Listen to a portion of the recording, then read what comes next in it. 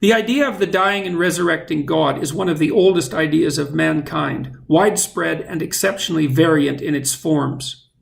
It forms part of the set of presuppositions that underlie the most ancient shamanic rituals, carried over, perhaps, from the Stone Age itself.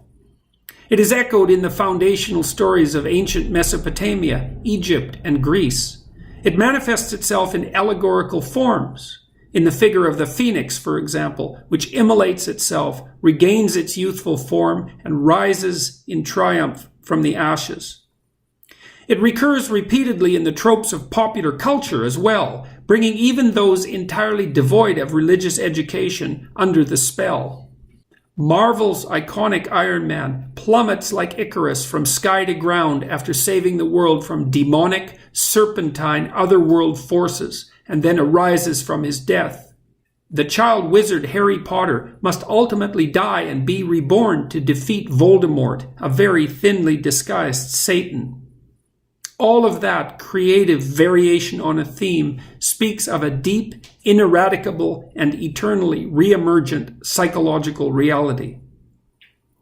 We all see this in our day-to-day lives, and we all know it because we see it. A small failure, a small disappointment, frustration, or disenchantment engenders within us a small death, a small descent into the underworld, a small requirement for rebirth. A large failure produces a proportionately large catastrophe and transformation.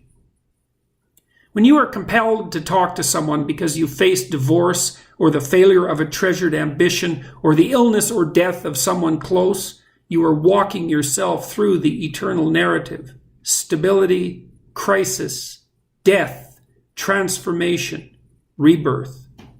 That's the story of our lives. That's the fall and the reestablishment of paradise.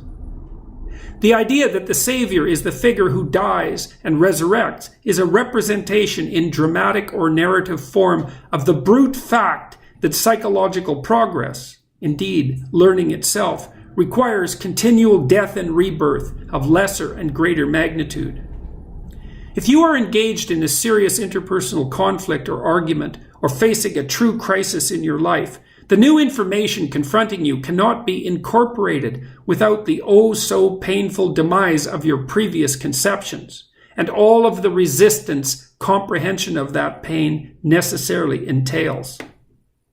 That's part and parcel of the process so famously described as assimilation and accommodation by the great developmental psychologist Jean Piaget. We each confront the world with a set of preconceptualizations whose function is simultaneously to delimit and render pragmatic our very perceptions, thoughts, and actions. In the absence of this a priori, we simply cannot function. Nonetheless, it is still insufficient. No one ever knows enough, and what we each do not yet know will, at some moment of crisis, become of vital importance.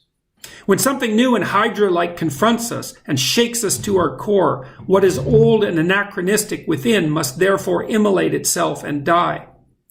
It is very rare indeed to learn something profound without suffering the terrible pain of dashed dreams and the soul-shaking terror of uncertainty and doubt.